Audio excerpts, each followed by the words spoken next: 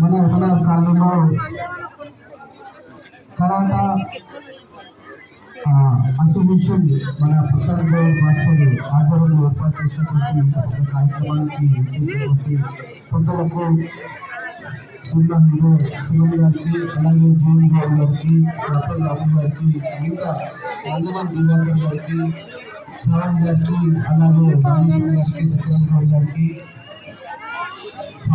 సుస్వాగతం తెలియజేస్తూ, నిజంగా అందరూ కూడా కరాటా వల్ల తల్లి లాభాలను మనకు ప్రపంచంలో చెప్పారు. ముఖ్యంగా పిల్లలు ఆత్మస్థైర్యాన్ని సంస్కారాన్ని చూపించి వాళ్ళకు ఒక గౌరవం ఇచ్చి ముందుకు వెళ్ళడానికి కరాటే ఎంతో దోహదపడుతుంది. ఇప్పుడు ఇంతకుముందు కరాటే అంటే ఏదో ఎదుటివారిని ఒడ్డును చూసి నేర్చుకోవడం కోసమే అనే ఒక భ్రమ ఉంది. కానీ దీనివల్ల ఇంతకుముందు శ్రీకాకుళం గారు చెప్పినట్టుగా కరాట ద్వారా